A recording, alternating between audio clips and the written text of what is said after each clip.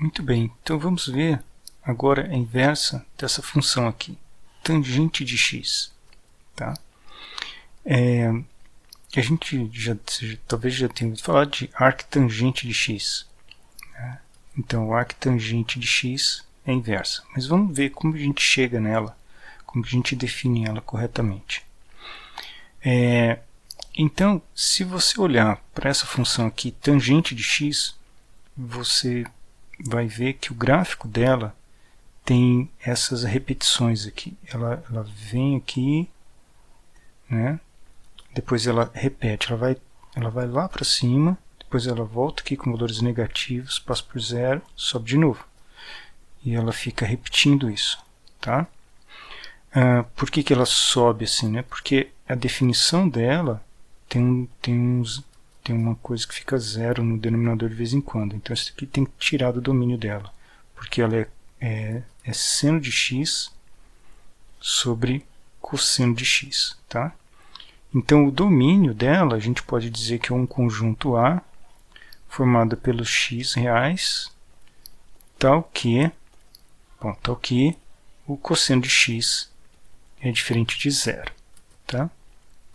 Aí depois, se você quiser, você descreve quais são os pontos. Né? Quer dizer, se você quiser descrever todos os pontos do conjunto A, você deve dizer que são, você pega o círculo trigonométrico e o cosseno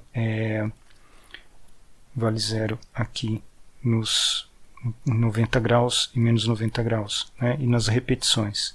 Então, você deve dizer assim que o conjunto A, na verdade, se você quiser descrever como inteiros, você pode dizer que são os x da forma π sobre 2 mais π vezes um inteiro k, com k percorrendo os números inteiros. K inteiro.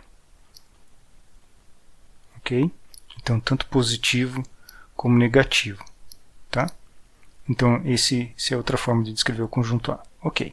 O fato é, você tem um conjunto onde é assim, diferente. Okay? Onde o igual é onde tem problema. Tá? Então, eu quero diferente desses números aqui.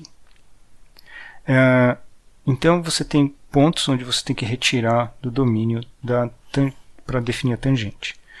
O fato é que, mesmo nesse domínio, no A, a gente tem problema em definir a inversa. Por quê? Porque se eu pegar uma reta horizontal aqui, tá vendo? Eu corto o valor, eu corto o gráfico em mais de um ponto. Isso quer dizer que eu não consigo diretamente inverter essa função, porque se eu tentar inverter a relação de x com y, na hora que eu quiser consultar um valor aqui e retornar um valor aqui, como a inversa faz, né, trocar o papel de x por y, eu vou ter mais de uma opção. Né? Okay? Então, o que acontece? A gente faz primeiro, antes de escrever a inversa dela, a gente tem que restringir o domínio dela para valores de x que pegam apenas um intervalo desse. Ok? Vamos pegar apenas esse desenho do gráfico aqui e ignorar os outros. Ok? Então, eu não quero esse domínio. Tá? Eu vou redefinir ele. Né? Eu não vou usar esse, não vou usar esse. Eu vou definir o conjunto A igual, é o intervalo que vai de menos π sobre 2, estou escrevendo em radianos, tá? Até π sobre 2. Ok? Então, esse intervalo aqui eu vou definir como o domínio de f. Tá? Então, o que vai ser f? Então, minha f vai ser tangente, ela vai do domínio de menos π sobre 2 a π sobre 2, é onde você pode usar valores de x, e ela vai sair com valores reais. Ok? Então, aí, quando eu percorrer esse intervalo aqui, daqui até aqui, né, com os valores de x. Para cada valor que eu tenho aqui, eu vou encontrar um valor real aqui em cima, né? Então, se eu me aproximo desse ponto aqui, do π sobre 2, certo? Então, na verdade, o conjunto vai estar aberto, assim, eu não toco em π sobre 2, nem menos π sobre 2. Ele vai subir aqui. Então, à medida que eu vou aproximando de π sobre 2, eu vou percorrendo todos os valores reais que estão lá para cima, tá? Mesma coisa aqui, ó, à medida que eu me aproximo de menos π sobre 2. Tá? Eu vou para valores cada vez mais negativos. Então, a imagem, de fato, cobre todo o contradomínio dela, né? Ela vai cobrir todos os reais aqui, ok? Então, agora, vamos fazer a inversa. Quem é a inversa dessa função, né? Então, se essa daqui obedece à relação em que y igual a tangente de x. Vamos fazer o mesmo processo agora para a inversa. Quem vai ser a inversa dela a gente vai inverter essa relação. A gente vai dizer, vai dar um valor de x, e agora a gente quer obter y, que vai aqui. Então, agora eu quero fazer assim, dado x, obter o valor de y aqui. Tá? Essa conta não é simples, certo? Você precisa de uma calculadora, de métodos, etc. Mas existe como fazer isso daqui, né? Então, essa função que faz que você dá x e encontra y, a gente chama, então, um nome para ela, que é o arctangente, né? Então, eu inverto isso daqui como arctangente de x. E o arctangente está definido exatamente assim. Ele pega valores reais, certo? Ele pega valores reais, que são esses daqui, e retorna valores que estão entre menos π sobre 2 e π sobre 2. Tá? Essa é a definição do arctangente. Ok? Exatamente para casar com essa definição da f, né, da tangente, mas a tangente restrita a esse intervalo aqui, né, com o domínio restrito. Se eu estender o domínio aqui para todos os reais, não tenho inversa, não tem uma função inversa. Okay? Então, essa arctangente é uma função que inverte a tangente, mas só nesse pedaço aqui. Só nesse, que a gente chama nesse ramo aqui. Tá? Ela ignora todo o resto fora aqui. Muito bem. Então, é assim a definição do arctangente. Vamos ver aqui a inversa dessa função. Tá? Então, aqui tem a dificuldade que estamos trabalhando com essa função inversa trigonométrica aqui. O arc cosseno desse valor. Ok. É a inversa do cosseno, né? Então, se você tem A igual a cosseno de B, você tem B igual ao arc cosseno de A, desde que A e B estejam em intervalos apropriados, né? Então, por exemplo, A tem que estar entre 0, entre menos 1 e 1, porque o cosseno nunca sai desse intervalo entre menos 1 e 1, correto? E, então, se A estiver fora disso, não existe B cujo cosseno dê o valor de A, porque o cosseno está sempre entre menos 1 e 1. E quem que é o B? Então, convenciona-se que o B é um número entre 0 e π. Ok? Então, estamos expressando tudo em radianos aqui. Tá? Então, está aqui, o gráfico está indo... Aqui está um intervalo em que a gente pode pôr um argumento no arc cosseno. Tá certo? Então, aqui eu posso colocar entre menos 1 e 1. E esse daqui é o domínio. Tá? Então, vamos escrever aqui um domínio e imagem do arc cosseno. Arc cosseno tem como domínio o intervalo que vai de menos 1 até 1. Ok? E isso daqui é elevado no intervalo que vai de 0 até π. Tá? Então isso que a gente tem que respeitar aqui quando utilizar o arquicosseno, ok? Aqui vai até π. Muito bem. Então vamos usar essa informação e essa fórmula aqui para a gente escrever uma inversa para a função f. Tá? Então vamos fazer assim. Vamos escrever intervalos, esses intervalos aqui acompanhando a fórmula. Então eu vou escrever a fórmula para f. Né? Então eu tenho y. Se eu tiver que desenhar o gráfico de f, eu faço y igual ao arc cosseno de menos x sobre 2 mais 1. Tá? Ok? E quais intervalos que esse daqui precisa estar, tá? E esse daqui. Ok? Então a gente vai ter, vamos começar por esse daqui, ó. Esse menos x sobre 2 mais 1 tem que estar num intervalo que vai aqui, ó, tem que cair dentro do domínio do arquicosseno. Então ele tem que ser maior ou igual que menos 1 e ao mesmo tempo tem que ser menor ou igual que 1. Por sua vez, o y vai ser um valor que vai estar entre 0 e π. Ok, então o y pode ser 0, pode ser π, mas tem que cair em valores que estão entre um e outro. Muito bem. Então essa daqui é a definição, é uma definição apropriada para o conjunto que a gente quer definir a f. Tá? Então, se você quiser ver, aqui vai ser um intervalo, ok? Vamos dar uma mexida nessa expressão aqui, só para ficar mais arrumado. Eu vou subtrair 1 de todos os lugares, então vai ficar menos 2, menos 4, menos x, menor ou igual que 0. Ok? E aí tem um x sobre 2, tá? Então eu vou multiplicar por 2, então eu tenho menos 4, menor ou igual que menos x, menor ou igual que 0. E por fim, eu devo escrever aqui, multiplicar por menos 1 e inverter o sinal das desigualdades. Né?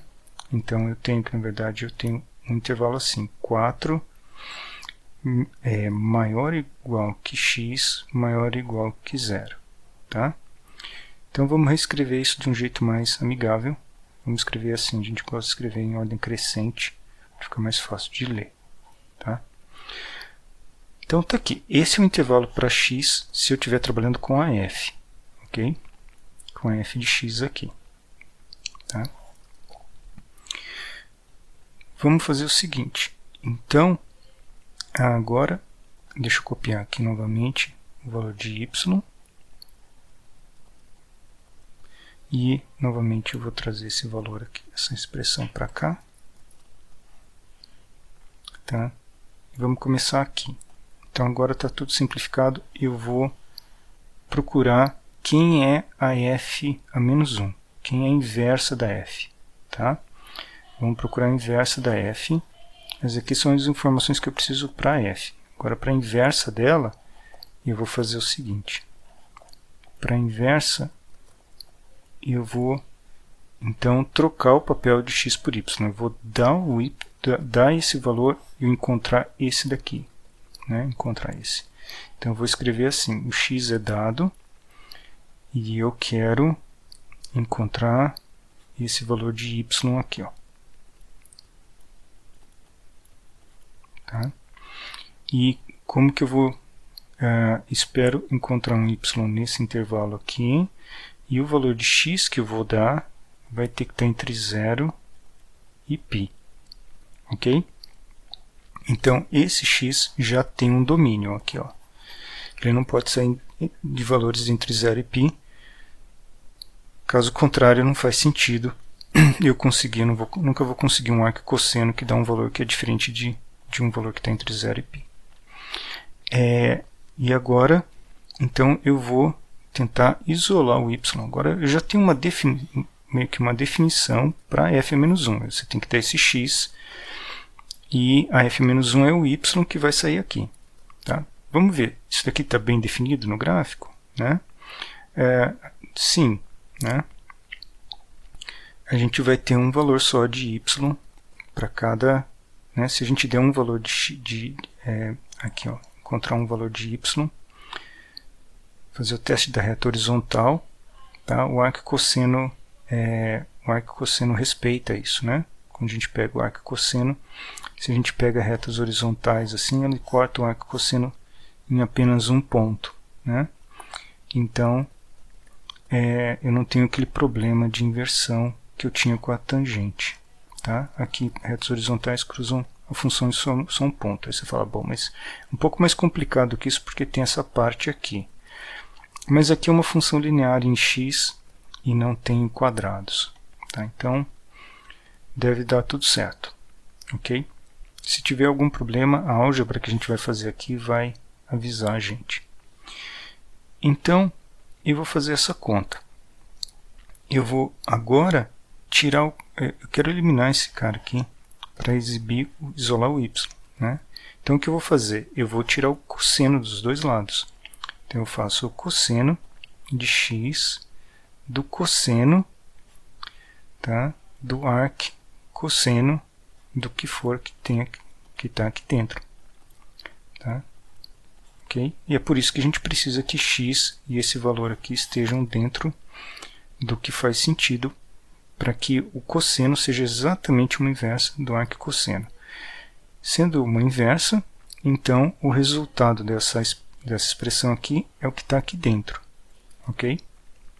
Então resultou em cosseno de x igual a menos y sobre 2 mais 1. E daqui, então, eu consigo isolar o y assim. Passo esse para cá, y sobre 2 igual a 1 menos cosseno de x, e, portanto, eu tenho a expressão y igual a 2 menos 2 cosseno de x. Tá?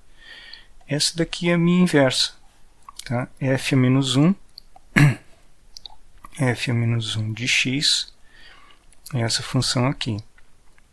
2 menos 2 cosseno de x, e ela está definida aqui, ó, nesse conjunto aqui em cima. Ou seja, ela tem os valores de x indo de 0 a π, ou seja, f a menos 1 de x é válida para os valores de x indo de 0 até π, incluindo 0 e incluindo π, até,